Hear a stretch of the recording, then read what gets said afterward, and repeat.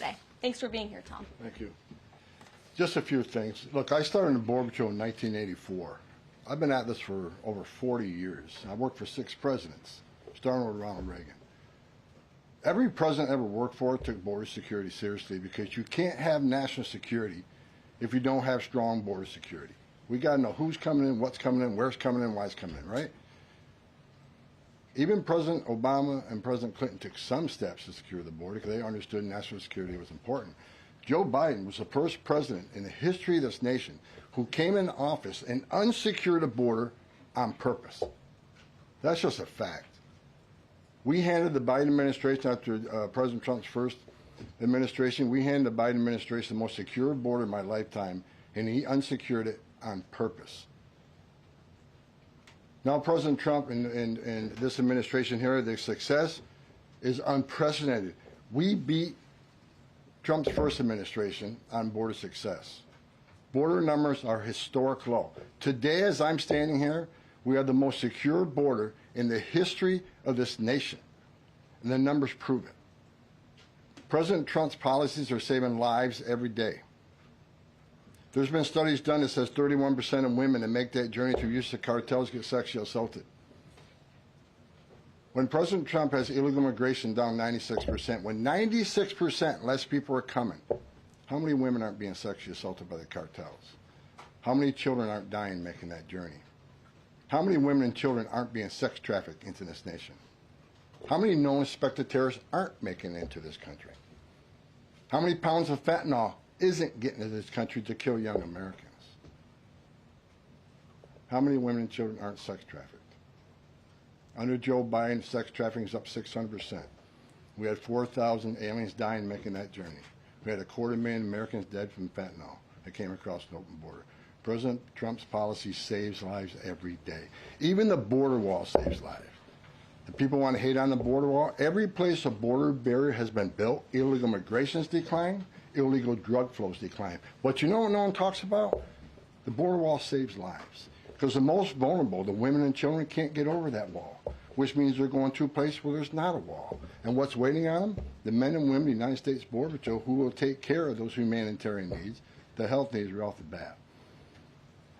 We just went over the numbers, and let me talk about a few numbers that are important to me. Under the Biden administration, we averaged over 11,000 many days, over 12,000, even some days 15,000 illegal entrants in the United States. 15,000. You know what the number was the last 24 hours? 178. 15,000 to 178. Unprecedented success. On an average day in the Biden administration, known gotaways. People we knew crossed the border because they're on video, drone traffic, or sensor traffic. Crossed the border, weren't apprehended, weren't fingerprinted, weren't vetted. Average day under Joe Biden, more than 1,800 gotaways. Yesterday, 38. 38 too many? We'll get that to 0.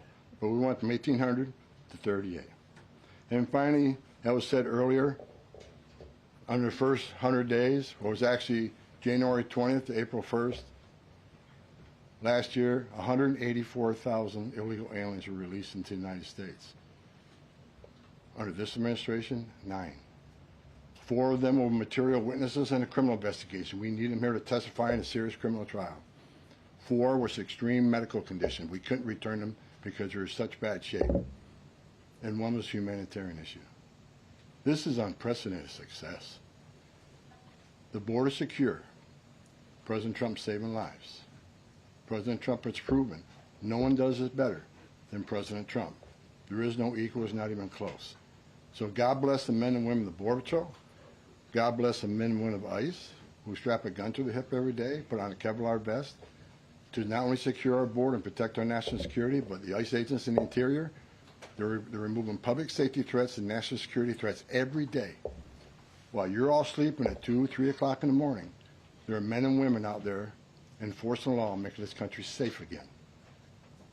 And we're going to keep doing it. It's full speed ahead. So I'll leave it at that. Awesome. Thank you, Tom, and thanks for all your great efforts. We do want to open it up to questions. If you have border-related questions for Mr. Homan, and I'm also happy to take any non-border-related questions. I'm happy to take border questions too, but Tom is here offering his time, so we encourage you to ask him questions. We'll start with our new media seat today. As always, Rogan O'Hanley, former Hollywood entertainment lawyer, I didn't know that, Rogan, who got fed up with the far-left ideologies of California and now posts conservative political commentary online for his more than 7 million followers across all major platforms. He joins us today from the great state of Florida. Why don't you kick us off today, Rogan? Thank you, Caroline. In Trump's first 99 days, we've seen a coordinated assault on the rule of law by radical judges who are thwarting his agenda with an unprecedented number of national injunctions. These judges are providing more due process to violent MS-13 and Tren de Aragua illegal aliens than they did for American citizens who peacefully protested on January 6th. As Stephen Miller has highlighted, it would be utterly ridiculous to have full trials and appeals for the more than 15 million illegal aliens that came across our border under Joe Biden. Many are now calling for Trump to circumvent these radical judges and consider suspending the writ of habeas corpus solely for these illegal aliens in accordance with the terms of Article 1, Section 9 of the United States Constitution, which explicitly allows for such a measure when there is a rebellion or invasion. There's strong precedent for this action, being that it was exercised by 3 of our greatest presidents, Abraham Lincoln, Ulysses S. Grant, and Democrats' favorite president of all time, FDR. All 3 of which are not only celebrated by historians, but are immortalized on our national currency with their faces on there. Furthermore, all 3 used it against American citizens, where in this instance we would only be using it against illegal aliens. I think almost every reasonable American would agree that 15 million illegal aliens coming across our border under Joe Biden counts as an invasion, especially since many, as you highlighted, are now robbing, assaulting, raping, and killing American citizens. Historic assaults on our republic require reciprocal action from our government. Can you please let us know if and when the Trump administration is planning to suspend the writ of habeas corpus to circumvent these radical judges who are infringing on his Article 2 powers and to start shipping out illegals en masse? I have not heard such discussions take place, but I can assure you that the President and the entire administration are certainly open to all legal and constitutional remedies to ensure we can continue with the promise of deporting illegal criminals from our nation's borders. And I also agree with the premise of your question, which doesn't happen in this room often, but I do agree with yours. It is absurd that the previous administration was allowed to allow 15 million that we know about illegal aliens into this country with very little pushback from our judicial branch. But this president is trying to simply enforce our nation's immigration laws and is facing roadblock after roadblock. So we're complying with court orders, but as Tom Homan has said every day, we're going to continue to forge ahead with this mass deportation campaign, and the president is open to all remedies to do that. Thanks for being here today, Rogan. If I can also answer your question, as far as the judges, look, we just arrested a judge, Pambani, for impeding ICE enforcement removals. I said from day one, you don't have to support ICE's operations. You can support sanctuary cities if that's what you desire to do. Sanctuary cities can stand aside and watch ICE keep their communities safe, because any public official, whether you're mayor, city councilman, or governor, their number one responsibility is protection of communities. And ICE has been clear, we're targeting public safety threats and national security threats. I can't believe there's any elected official, and especially a judge, that doesn't believe we should be doing that, and they should be helping us. But I said from day one, you can sit aside and watch, you can argue against us all you want and protest all you want, but when you cross that line, I've said this 1,000 times, when you cross that line to impediment or knowingly harboring, concealing an illegal alien from ICE, you will be prosecuted, judge or not. And as far as releasing so many people, you know why the Biden administration released millions of people in the United States? No one ever talks about it. I'll talk about it. Why did they release people into the interior of the United States and put them, rather than put them into an ICE bed? Why not put them in an empty ICE bed at $127 a night rather than in a hotel room at $500 a night? They did it on purpose, because when you put them in an ICE detention bed, they get a hearing in 35 days. Court records show 9 out of 10 people claim asylum, get order removal, they're gone. But if you release them and put them in a hotel room at $500 a night, their hearings could be 5, 7, 9 years. You pull out all appeals, and what are they hoping for then? That another Democrat administration is in power. They can award an amnesty to millions. This is about selling this country off for future political power. That's what it was. The law clearly says if you arrive at our border without proper documentation, you shall be detained. Not maybe, not think about it, shall. And that's what President Trump's doing. Catch and release is over. That's what the law says, and that's what we've done. Mary. A question on Abrego Garcia, if I can. The president recently said when it comes to facilitating his release, he's leaving that up to his lawyers. So just to be clear, have there been any negotiations between the U.S. and El Salvador over his release or facilitating his release? I will tell you what the president of El Salvador told all of you in the Oval Office. El Salvador does not intend to smuggle a designated foreign terrorist back into the United States. He is an El Salvadorian national. That is his home country. That is where he belongs. And the administration intends to comply with what President Bukele said of El Salvador. He does not intend to send that individual back. So that's a no. There's been no talks. What I have told you is that the president of El Salvador has made this quite clear. Kate. Caroline, can you tell us more about the meeting between President Trump and President Zelensky over the weekend? Did that meeting change anything? Did Trump leave that meeting thinking any differently about negotiations and next steps on this? Look, the president talked about this after the meeting himself yesterday when he took questions from reporters on Air Force One.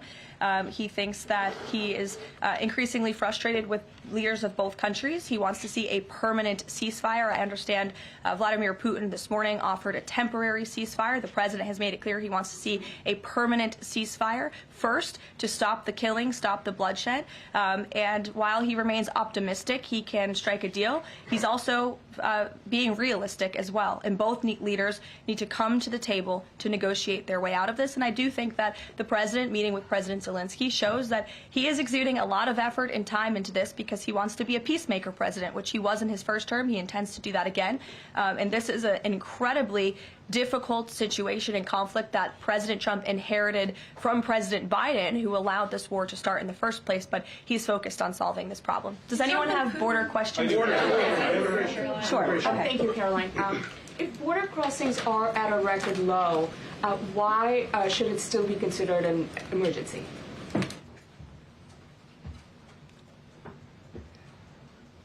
It's because of what has happened on the last administration. We got to ensure that not 1 ounce of fentanyl comes across the border to kill Americans. The president has declared the cartels in Mexico with terrorist organizations, along with MS-13 TDA. They've killed more Americans than every terrorist organization in the world combined. It's an emergency till we shut it down. It's an emergency till the cartels are wiped off the face of this earth. President Trump's committed to saving every life. Now, I just mentioned gotaways, 38 yesterday. Who are the gotaways? Where do they come from? We had over 2 million gotaways under Joe Biden's administration. Why did 2 million people pay more to get away? Under the Biden administration, you pay a cartel this amount of money to cross the border. Cartel's job ends at the border. Just turn yourself in a green uniform. Get released in 24 hours. Get a free airline ticket to the city of your choice. Get a free hotel room. Get 3 meals a day. Get free medical care. Get work authorization in 90 to 120 days, which is the real reason they came here. Why did 2 million people pay more to get away? Because they didn't want to be vetted. They didn't want to be fingerprinted. We've arrested over 400 people on the terrorist watch list coming across the southern border in 4 years.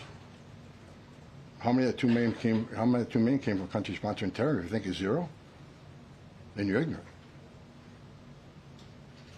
This is the biggest national security failure this country's ever seen. This is the border emergency until we end it, end all of it. We're making good strides, but right now it's still an emergency until we shut it down. Go ahead. This is a question for Mr. Homan. Late last week, there were 3 U.S. citizen children who were removed with their mothers who were in the United States illegally. There have been a federal judge in Louisiana who was appointed by President Trump said that he was concerned that there was, quote, no meaningful process. Are you concerned that due process, at least for the U.S. citizen children, is being flouted and that the speed at which the enforcement is being done could lead to errors, as was the case in the Abrego Garcia case? And then also if you could give an update on the deportation numbers under this administration and whether you're pleased with them. First of all, I don't accept the term error in Abrego Garcia. There was an oversight. If there was a withholding order. But things have changed. The facts around the withholding order has changed. He is now a terrorist, wishing the withholding order set aside. And the gang he was fearing from being removed out of El Salvador no longer exists. So the facts around that case are totally different. I'll let the lawyers litigate that. But as far as the three USC kids, I'd said from day one that if you enter this country legally, it's a crime. If you remain in this country legally and you ignore a judge's order about deporting, if you choose to have a U.S. citizen child, knowing you're in this country legally, you put yourself in that position. You put your family in that position. What we did is remove children with their mothers who requested the children depart with them. This was a parental decision, parenting 101. The mothers made that choice. And I tell you what, if we didn't do it, the story today would be Trump administration separating families again. No, we're keeping families together. So when a parent says, I want my 2-year-old baby to go with me, we made that happen. They weren't deported. We don't deport U.S. citizens. The parents made that decision, not the United States government. But I don't hear any questions about Laken Riley had a mother. She's never going to see her child again. Rachel Morin, she had 5 children. Those children are never going to see their mom again. This administration is doing the right thing. Every public safety threat we arrest from this country and remove them, this country is much safer. So parents will make a decision what happens to their child. Having a U.S. citizen child does not make you immune from our laws. If that's the message we send the entire world, enter the country legally. It's a crime. Don't worry about it. Get order removed by an immigration judge.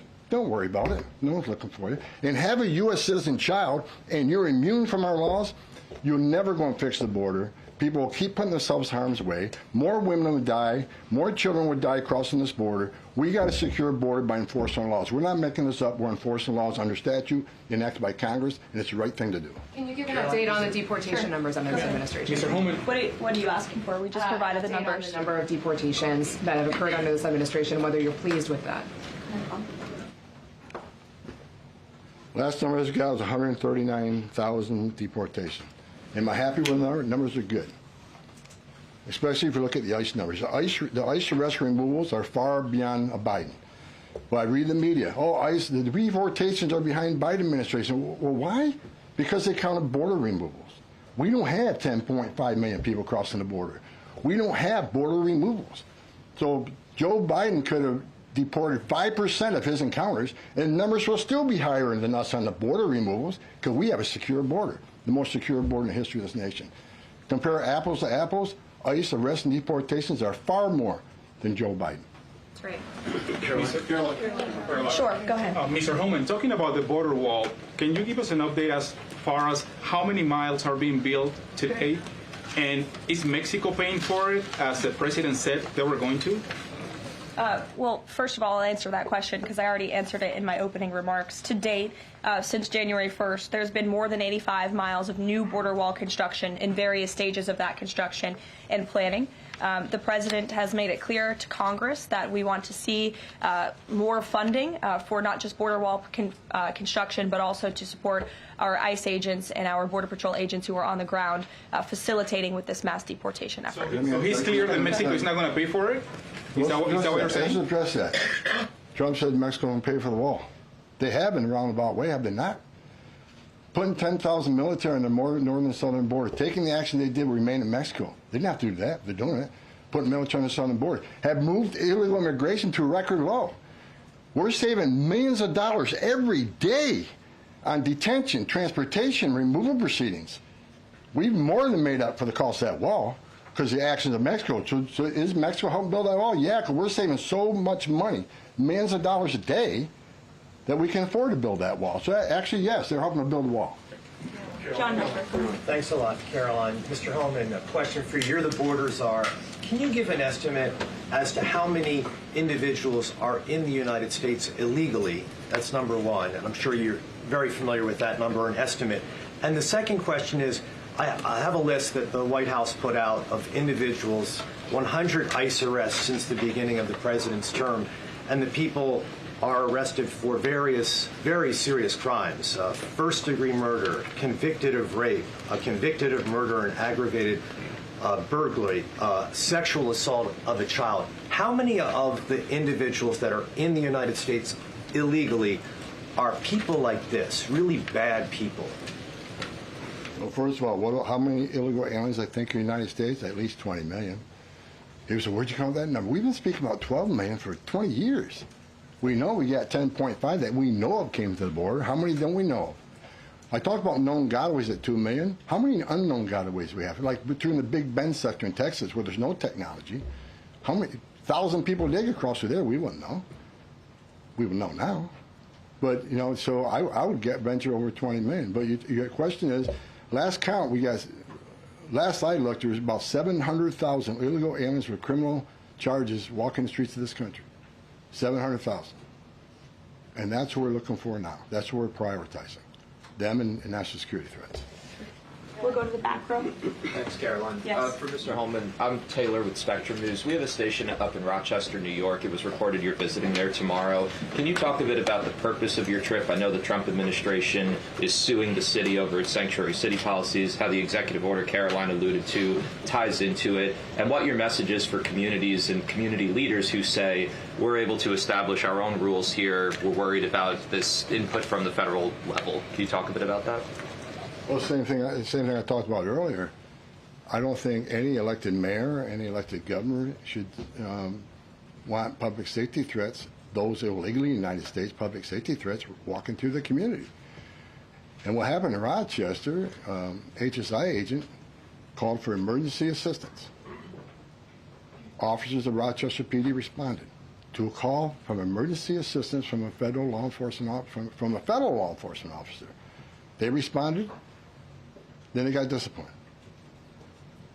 I don't think anybody can come up with one instance where an ICE agent or Border Patrol agent didn't respond to an emergency call from assistance from any law enforcement agency.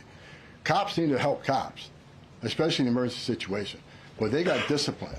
And I met those officers down in Nashville soon after that. I think it was a couple of days after it. And I told them I stand with them. They did the right thing.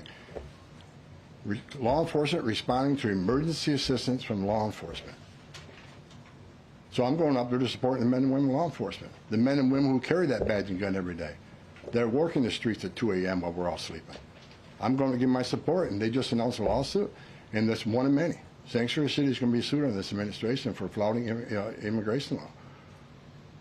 I mean, the law is clear, and they're violating it, and this administration is going to take actions. I'm going up there to show my support of men and women of law enforcement. I started as a cop.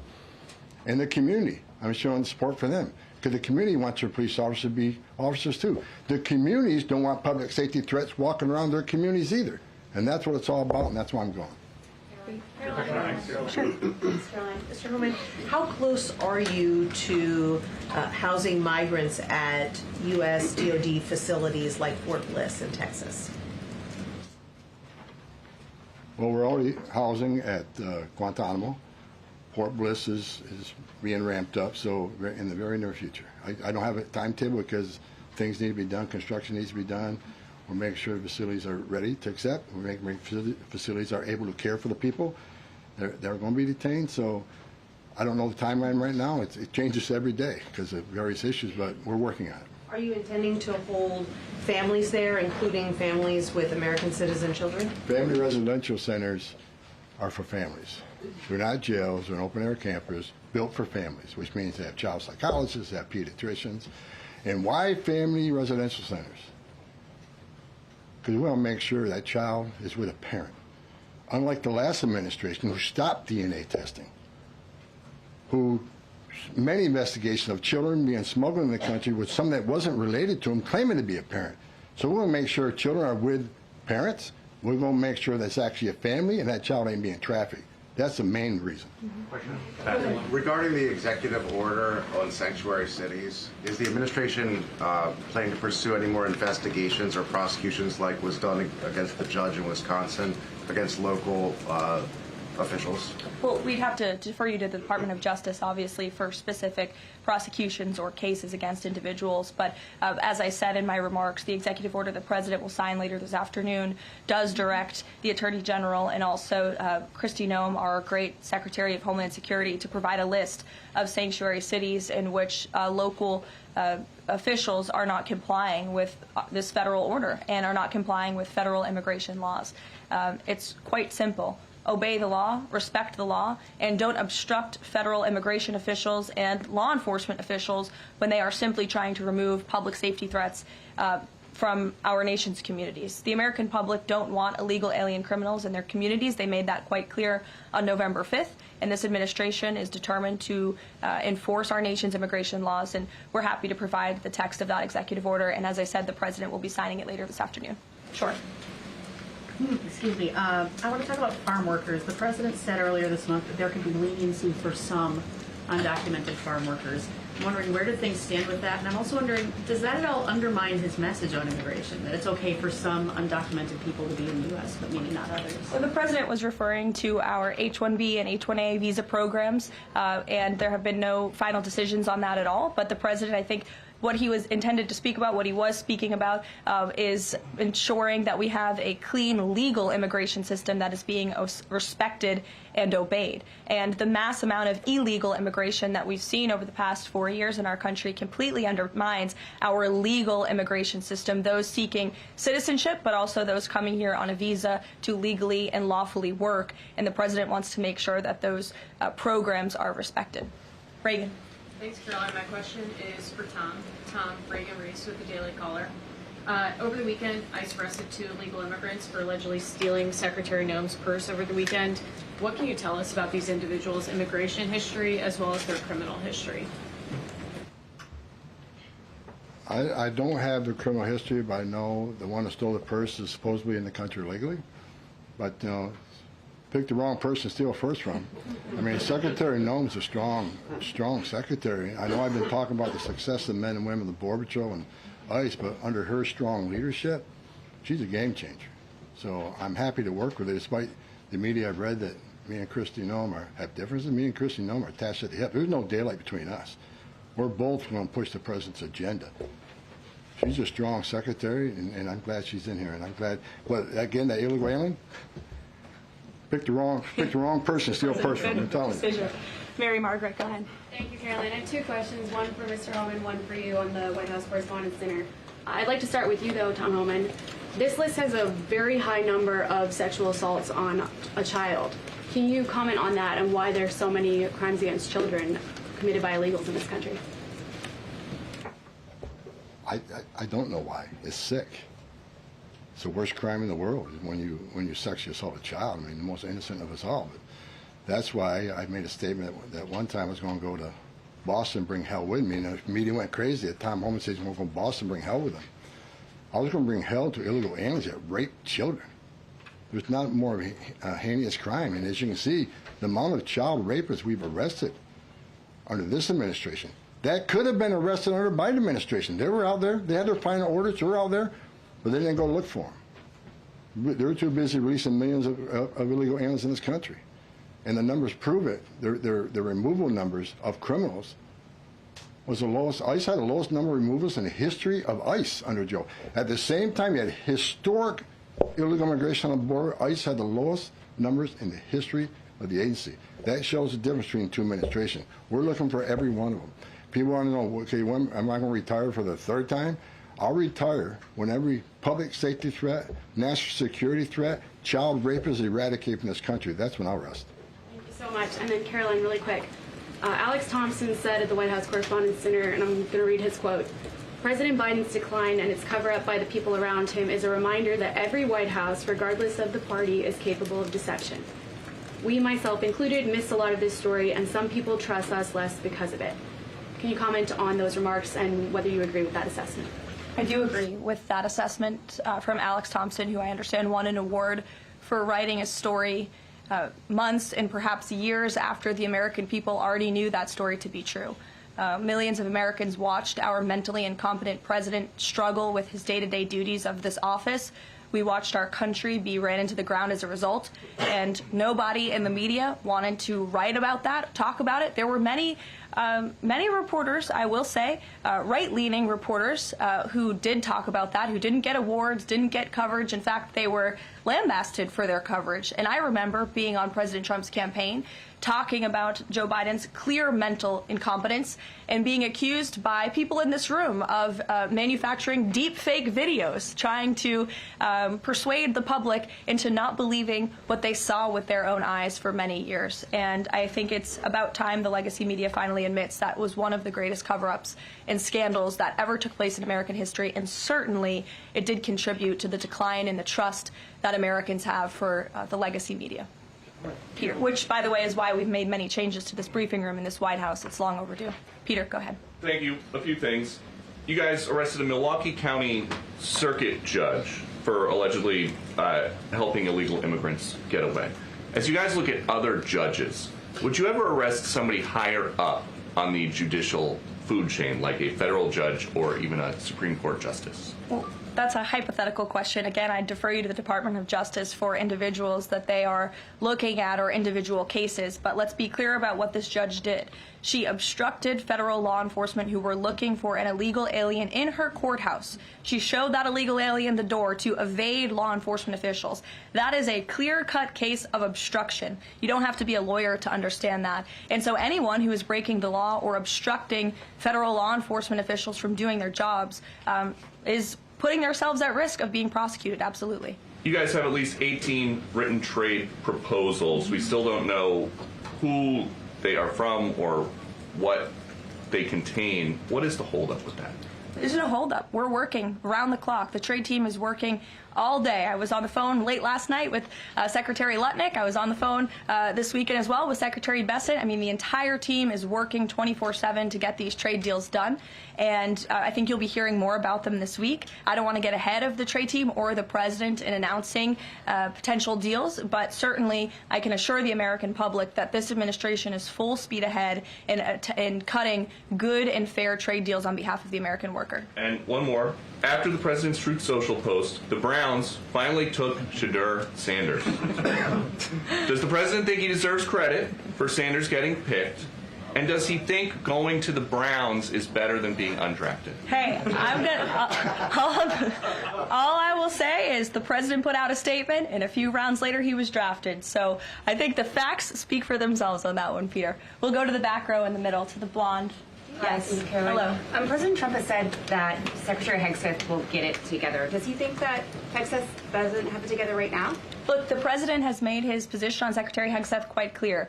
He absolutely has confidence in the secretary's ability to lead the Pentagon. It's why he nominated him for this position. It's why the Senate voted to confirm him in this position. And look at the success that DOD has had thus far. Their successful operation against the Houthi terrorists in the Middle East. You look at the recruitment and retention levels for all branches of our armed forces are on the incline, which is exactly what this president intended to do. Secretary Hegseth has completely wiped out DEI from the Pentagon as well. And so he's going to remain focused on standing up for our war fighters, on implementing President Trump's peace through strength foreign policy agenda abroad, and the president supports him in his role. Sure. Many are wondering how these 10 or 20 million people are working. Is there some efforts to clamp down on employment because they're working somewhere to keep staying here? The number of worksite enforcement actions have tripled this year, and it's going to triple again. Because in sanctuary jurisdictions especially, if we can't arrest a bad guy in the safety and security of a county jail, and they're going to release them into community, that means we go into the community. If we can't arrest them in the community, we'll arrest them at their work site. We got to do what we got to do to arrest public safety threats. There's no sanctuary for public safety threats in this country. So worksite enforcement is going to increase even more than it already has. And another reason for worksite, the last administration stopped worksites. Where's the number one place we find victims of trafficking, victims of forced labor trafficking, and worksites? So not only are we going to enforce law on worksites, we're going to save victims of trafficking. That's another reason we've increased worksite enforcement. Awesome. Well, go ahead, Brian. Sure. We'll take one more question. This is for Mr. Holman. We all walk by these heinous yard signs that are along Pebble Beach. What is some of the feedback that your ICE agents are getting in the field from the community as they remove these individuals from their families, their neighborhood, their schools, or all the places in their community, what's been the reaction that your ICE agents have gotten from the people who live amongst these individuals? The morale of ICE and Border Patrol is at all-time high because they're getting to uphold the oath they took, and they're enforcing the law. Border Patrol and the Biden administration, I met with hundreds of them. They felt like Uber drivers and tourist agents. These men and women joined the ranks of ICE and Border Patrol to enforce the law, make the community safer, and protect national security. I hear it all the time. There's a lot of people in this country who don't like me. I don't care. But when I walk through an airport, I have many people walking up to me and thank me for what I'm doing, and I'm not taking credit for anything. The success of the border and immigration enforcement is President Trump and the men and women wearing that uniform. God bless each and every one of them. But I take a pleasure in seeing it because in 40 years of doing this job, people always want to say, why are you so emotional when you testify? Why are you so emotional on network? Because if they wore my shoes for 40 years, they'd understand why I'm emotional. I've talked to little girls as young as 9 years old that were raped multiple times by the cartel members. And when you get to your knees and you talk to that little girl and everything innocent and pure has been ripped from her, when you listen to the Lakin Riley, 17 minutes, that young lady fighting for her life, don't just think, okay, a young woman died. Think of how she died, the terror that she went through, and these children that are sexually assaulted. I stood in the back of a tractor trailer and 19 dead people at my feet that baked to death. Illegal immigration is not a victimless crime. And so every sick person we take off the streets, especially child rapists, it makes this country much safer. Every illegal alien we arrest, public safety threat, one at a time makes this country safer. But I got one thing I need to say real quick before I leave. Take your notes from me, Tom. Take my notes from me. I'm going to read it. I don't want any misinterpretation when I'm reading to you. The registration requirements under 8 U.S.C. 1302. If you're illegal alien in the United States, this message is for you. You cannot hide from ICE. We're actively looking for you. Federal law requires every alien in the United States who has been present in the United States more than 30 days needs to register. For those 14 years or older, you need to be fingerprinted with the Department of Homeland Security. Federal law requires every alien in the United States to tell DHS in writing if you have a change of address within 10 days of changing that address. Failing to register with DHS and failure to tell DHS about your new address are criminal offenses, and they're going to be treated as such. Starting today. Make no mistake, if you're in the country illegally and you fail to do what the law requires, we will prosecute you, you will go to jail, then we'll deport you. Second law, penalties for failure to depart. 8 U.S.C. 1253. If you're alien inside the United States who has a final order, this message is for you. If you have a final order, the Trump administration is committed to enforcing our immigration laws, especially for those aliens who have received final orders of deportation. There are currently around 1.4 million illegal aliens who have been ordered removed but remain here in violation of the law. We will aggressively prosecute, consistent with long-standing law, those aliens for failing or refusing to depart or who takes other related actions aimed at hindering their removal. You cannot open the door, you cannot answer our questions, you cannot open your car door, you can consider it to evade law enforcement. If you fail to leave the United States after receiving a removal order, we can and will issue monetary fines up to $998 a day. Evading your arrest, knowing you have a final order or removal, is a criminal offense. We will prosecute, then we'll deport you. Get your affairs in order. If you're in the country illegally, work with ICE, go to CBP One Home app, and leave on your own. Because we have to find you, deport you, and prosecute you. You'll have a bar placed on you, and you won't come back to this country. You won't be able to come back on a visitor's visa, a tourist visa. If you have a U.S. citizen child, can't petition for you. If you're in this country, get your affairs in order and work with us and get yourself removed from this country. That's what the law requires, and we're going to enforce that law. Awesome. Thank you so much, Tom. You can get back to work now. Look, he's already leaving.